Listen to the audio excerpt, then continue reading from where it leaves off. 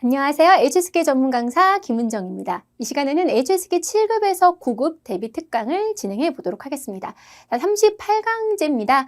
오늘도 마찬가지로 말하기, 쓰기, 통번역 대비 특강을 진행해 보도록 하겠습니다. 자, 매번 매 시간마다 똑같은 말씀을 계속 드리는데 사실상 뭔가를 내가 외국어로 구사를 하고 게다가 제일 높은 급수에 어느 정도의 뭐 강연이라던가 시사나 뉴스 이런 것들을 다 포함해서 내가 말을 하고 듣고 또 보고 이해할 수 있는 능력을 평가하는 시험이어서 결코 쉽지가 않고 다각적으로 좀 생각을 해야 됩니다. 그래서 쓰기랑 말하기랑 통번역 같은 경우에는 이 전략을 제가 그냥 단순히 이제 중국어로 작문을 하는 데 있어서 필요한 전략을 떠나서 이게 뭔가 시험 전체로 내가 외국어의 시험을 조금 높은 급수에 대해서 고급 어휘를, 고급 말을 구사하는 데 있어서는 진짜 구조적인 접근이 굉장히 중요하다는 거. 이제 더 이상은 단어만이 알아가지고는 다 할 수 있겠다 정도 아니신 거 알 거라고 믿습니다. 그래서 이게 좀 딱 전형화돼 있고 굉장히 좀 고급이고 이게 또 사회 전반에 대한 얘기를 다 아우르는 걸 내가 다 장악해서 문장을 쓰고 말할 수 있는 능력이라는 건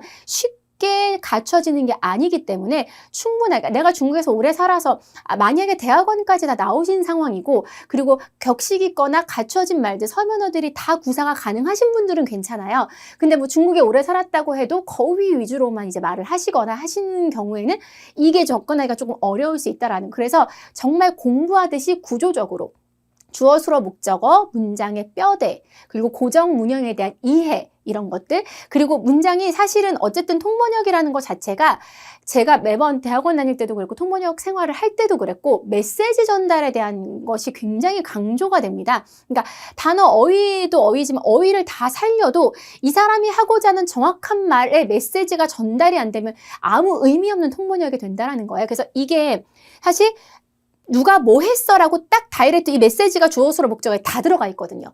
형용사나 부사 없어도 메시지 전달이 돼요. 근데 주술, 목이 없으면 메시지 전달이 안 돼요. 그리고 이게 이제 문장이 있고 그리고 이게 절과 절이 확장이 되고 그리고 글로 봤을 때는 이제 서론, 본론, 결론 이 확장이 되는 과정에서의 고정 문형이라는 건 제가 지난 강의 때도 말씀을 드렸지만 뭐 예를 들어서 이제 받자문에 대한 패턴이라던가 접속사 변화에 대해서는 뭐 수혜절을 쓴다라던가 인과관계에 있어서는 점층에 대해서는 이런 각각의 뼈대를 잡아서도 있지만 이제 한편의 에세이를 또 써야 되는 부분들이 있잖아요. 그러면 서론이 있고 본론이 있고 결론이 있고 제가 이제 매번 강의 시간마다 선택하는 지문 자체가 뭐 짧은 경우도 있고 또 길어도 많이 길진 않지만 어느 정도 분량의 서론, 본론, 결론, 배경에 대한 설명 그것에 대한 분석, 이것에 대한 총체적인 뭐 결론 이런 것들이 중국인들이 이런 구조로 글을 쓰는구나까지도 좀 생각하시면서 보시면 좋을 것 같아요. 자, 다양한 분야를 굉장히 생각을 많이 하면서 38강까지 진행해 오면서 정말 되게 다채로운 분야에 대해서 좀 접근을 하고 있는데 오늘은 스트레스에 대한 얘기인데 좀 심리학적으로 분석이 되면서도 업무상이나 이 비즈니스 상에서랑 접목되어 있는 스트레스에 대한 이해를 한번 관련된 문장들을 한번 해보도록 하겠습니다. 얘는 일단 말하기에도 접목시킬 수 있고요. 쓰기, 번역, 통역 그리고 이게 사실상 내가 뭐 글을 편하게 뭐 자료 분석할 때도 쓸 수가 있는 거죠. 스트레스 자체가 어떤 곡선을 이루고 또 어떤 식으로 어떤 강도의 스트레스에 따라서 이런 식으로 갈 수 있기 때문에 두루두루 다 적용이 가능한 문장이라는 거. 가능하시면 어느 정도 수준이 되시면 얘를 딱 멈춰놓고 직독직해 한번 해보시고요. 아니면 이제 편하게 들으시면 쭉 한 문장씩 분석 들어가 보도록 하겠습니다. 사람은이 아니라 사람에게는 그죠? 골격, 뼈대, 가장 적당한 스트레스 레벨이 있다. 사람은 이런 스트레스 레벨을 가지고 있죠. 근데 스트레스가 레벨이 있는 거죠. 그러면 对人类来说도 진짜 많이 써요. 통역하거나 번역할 때. 压力也有 가지고 있대요. 水平最好 이제 그만 쓰세요. 好 찌아 쓰세요. 最佳 적당한 스트레스는 원동력이 될 뿐만 아니라 능력을 발휘할 수 있다. 수로 목적어 계속 지금 뼈대 갑니다. 合适的压力 근데 뿐만 아니라 이게 골격이죠. 不仅 될 수 있대요. 뭐가 돼요? 动力 그쵸? 앞으로 나아갈 수 있는, 전진할 수 있는 前进的动力还会 능력을 사람으로 하여금 능력을 발휘할 수 있게 쉽게 만들어주는 거죠. 사역동사에 대한 이해하셔야 됩니다. 그래서 시让 가능합니다. 근데 이거를 조금 업무잖아요. 그럼 더 이렇게 푸시해서 촉진시키는 의미로 促使 쓸 수 있습니다. 我们在工作中发挥出什么什么的能力 力量, 어떤 능력이나 역량을 발휘하다. 수로 목적어 또 얘기합니다. 이렇게요. 짧은 문장이어도 탁탁 치고 넘어가고 얘를 해석은 하잖아요. 근데 이걸 볼 때发挥什么什么能力 해놓고 예를 들어서 이거 다 쓸 수 있는지 成为什么什么动力 쓸 수 있는지 对什么什么来说해서 이 문장이 깔끔하게 빠른 속도로 통역을 할 때 쭉 나올 수 있는지 신경 쓰시면서 보시면 좋을 것 같습니다. 포진하이 보시고요. 发挥能力 체크하시고요. 스트레스가 없는 것 没有压力本身就是 해놓고 쭉 갈 수 있죠. 스트레스일 수 있다. 이것은 바로 공허함이다. 이 두 문장은 아주 쉬워요. 没有压力本身就是一种压力这就是空虚 과거의 무수한 문학예술 작품에서 이러한 공허함을 그죠? 이런 작품에서 공허함을 죽음보다도 더 생기 없고 살아있어도 자신의 존재를 느낄 수 없는 거대한 비극으로 여기서 본동사 뭡니까? 묘사하다예요. 많은 작품에서 묘사한다. 어떻게? 요렇게. 요걸 싹 넣어주면 되는 거죠. 그쵸? 보시면 꼬취 일찍이 그런 적이 있다. 과거에 해서 정용어를 썼어요. 뭐 안 써도 크지 상관은 없지만 요很多文学作品 이렇게 썼어도 상관없지만 정여 无数文学艺术作品 묘사를 했어요. 이 공허함을. 그래놓고 이 여기 사이가 너무 기니까 하나 끊어줘. 그게 뭐냐면 하고 좀 풀어쓰는 방법도 있다라는 거예요. 안에 있는 이 관용어 수식어가 너무 길잖아요. 뭐뭐 하고 뭐뭐 해도 없고도 너무 기니까 문학작품에서 이런 공허함을 묘사했다. 이제 근데 이 공허함이 뭐냐? 하나의 비극이다. 이렇게 문장을 쪼갤 수도 있구나 라고 생각하시면 돼요. 이 종 뭐예요? 죽음보다 그럼 쉽죠? 比死亡更没有生气的状况 이고요. 일종의 살아있어도 活着却 살아있어도 이렇게感觉不到 느낄 수 없는 뭘自己的存在最大的悲哀 이렇게 갈 수 있다라는 거예요. 그대로 그냥 이렇게. 그 대신에 이 주어, 수로, 목적 너무 길면 걔를 조금 한 번 더 끊어주면서 부연 설명하는 방법도 있을 수 있다.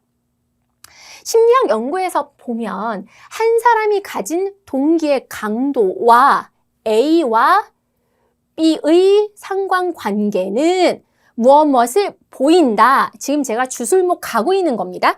자, 볼게요. 심리学研究表明 어떤 연구에서 보면 이런 표현 되게 많이 무조건 表明 그죠? 一个人的动机强度와活动 绩效 자체가 이제 성과예요. 성과. 업무상에서 업적이죠. 그래서 그 성과의 관계는 어떤 양상, 어떠한 형태를 보인다 할 때 정 씁니다. 정, 什么什么 시. 그죠? 이런 거꾸로 되니까 따오 유심을 쓴 거죠. 따오. 거꾸로 된 유자형을 보인다고 한다. 즉 동기의 강도가 중간인 사람의 성과가 그쵸? 그럼 그대로 가시는 거지. 中等强度动机的活动 이런 사람, 이 동기를 가진 사람의 동기에 뭐 꼭 사람이 아니고 이 동기의 활동 성과는 가장 높고 동기 수준이 낮거나 너무 높은 경우에는 그쵸? 너무 강하거나 약한 경우에는 떨어지는 것으로 나타났다. 근데 떨어진다. 왜냐면 앞에 이 유자, 거꾸로 된 유자를 보인다 했으니까 나타낸다. 떨어진다만 해도 상관은 없어요. 군더더기가 좀 없어지죠. 근데 좋은 결과야 나쁜 결과? 나쁜 결과죠. 그래서 导致下降. 导致什么什么什么水平下降. 이렇게 표현할 수 있다라는 거. 사람은 스트레스와 생활이 조화를 이룰 때 사람이 유지하는 거죠. 경각심과 경외심을 유지할 수 있다. 자아보호 기제, 뭐 자기방어 시스템이나 뭐 그런 거죠. 형성하고 함께 분발하여 전진할 수 있는 원동력을 생성한다. 형성하고 생성한다.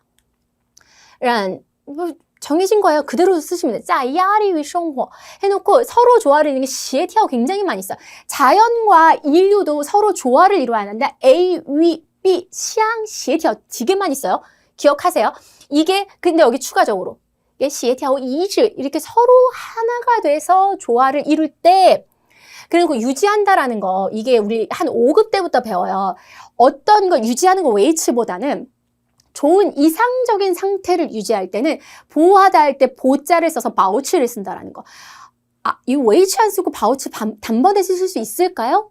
그러니까 그거에 대한 생각을 하셔야 돼요. 해석은 가능한데 내가 이 한국어를 보고 아니면 내가 편하게 구사를 할 때 진짜 바우치에다가 긍정적인 상태를 계속 유지하다라고 쓸 수 있는지에 대한 생각을 하셔야 된다는 거. 나 이거 쉬운 거랑 내가 이거를 자발적으로 아무런 백그라운드 없이 구사할 수 있는 거랑 완전히 다릅니다. 그래서 뭐 징신 기억하시면 되겠죠? 경각심이나 경외 이런 거. 내가 뭔가 좀 주의하고 뭔가를 좀 존중하면서도 두려워하면서도 어느 정도는 뒷받침해 줄 수 있는 경외심을 가질 수 있는지. 형성하고 생성한다라고 제가 크게 나눴죠. 형성하고 생성한다. 뭘 형성한다? 자보 기제를 형성하고 원동력을 생성한다. 하면 다 끝난단 말이에요. 그쵸? 그래서 形成自我保护机制并产生요런 표현들은 이제 괜찮은 표현들. 이제 뭐 구조도 구조지만 이제 구조까지 다 장악을 했으면 순화시켜서 할 수 있겠지만 우리가 고급 표현도 좀 구급받기 어렵겠지만 그래도 기억을 조금 더 고급 표현 좀 기억을 하시면 추이런 아까 추시런이랑 비슷한 표현이에요. 이렇게 푸시하는 거예요. 그래서 너 좀 더 해 그렇게 으쌰으쌰 푸시하는 거죠. 그래놓고서는 펑파 샹샹 하면 분발해서 위로 올라갈 수 있는 동력. 요거 표현 기억해 두시면 좋을 것 같습니다. 보통은 옛날에는 샹샹을 한 몇 년 전까지만 해도 한 4, 5년 전까지만 해도 샹샹을 사전에 치면 잘 안 나왔어요. 근데 요새는 중국인들이 샹샹이라는 표현을 되게 많이 써요. 그러니까 지엔진이랑 좀 비슷한 표현인데 더 나은 방향으로 위로 진취적이다. 내가 조금 더 나은 방향으로 발전하고 싶어 할 때 이 샹샹을 되게 많이 씁니다. 그래서 제가 이제 그 전략에 꼭 마지막에 쓰잖아요. 다양한 분야의 글을, 그러니까 그 종류의 그 분야의 글에서 거기서 많이 쓰이는 용어들이나 구조들이 있단 말이에요. 근데 내가 보고선 다 이거를 정확하게 한 토시도 안 빠뜨리고 처음부터 누구의 설명도 듣지 않고 사전도 찾지 않고 공부하지 않고 완벽하게 구사할 수 있으시면 모르겠지만 그렇지 않으면 아주 쉬운 문장에서도 난 큰 도움을 얻을 수 있다. 어쨌든 완전히 내 것화 시키겠다라고 생각하시면서 조금은 좀 집요하게 공부하셨으면 좋겠다라는 생각이 듭니다. 근데 이거는 사실상 에세이로도 나올 수 있단 말이에요. 우리가 중도, 과유불급이나 우리가 중도를 지키자. 너무 지나치거나 너무 부족해도 안 된다라는 걸 가지고 네가 너의 의견을 한번 얘기해봐라. 근데 내가 때마침 이 문장을 외우고 있었어. 스트레스도 마찬가지다. 사람들이 스트레스가 아예 없으면 공허함이 있는데 너무 높지도 너무 적지도 않은 적당한 스트레스는 업무의 효율도 죽고 굉장히 좀 생기 있게 사람을 완전히 죽은 것보다도 더 의미 없게 하지 않고 생기 있게 살게 해준다라는 문장으로 충분히 적용할 수 있어요. 그래서 특별한 과학기술이나 전문 분야의 지문이 아닌 경우에는 두루두루도 에세이도 쓸 수 있고 그러니까 말하기 부분에서 마지막에 이제 거의 끝 문제에 보면 듣기로 듣고 난 다음에 듣기를 듣는 걸 기억해서 그거에 대해 관련된 내 의견을 이렇게 얘기해야 되는 부분도 있거든요. 되게 어렵죠. 그러니까 많은 것들에 대해서 단순히 내가 그 단어를 알고 문장을 쓰고 하는 것도 넘어서서 그걸 내 의견화 시켜서 나의 하나의 의견, 나의 하나의 생각의 자산으로 만들어 놓고 그걸 중국어로 구사할 수 있게끔 만드시는 게 사실은 통번역, 말하기에 있어서 굉장히 중요한 또 요소가 될 수가 있다는 거 기억을 하셨으면 좋겠습니다. 자, 오늘 배운 이 지문들도 좋은 게 많았고 건질 게 많았습니다. 내가 다 이해가 돼 그러면 통째로 한번 쭉 시간 정해놓고 외워보시는 것도 도움이 될 것 같습니다. 자, 오늘 배운 내용들을 토대로 탄탄히 듣기, 통번역 그리고 말하기 쓰기에 탄탄한 기초를 잘 닦으시길 바라면서요. 이 수업 여기서 마무리 짓도록 하겠습니다.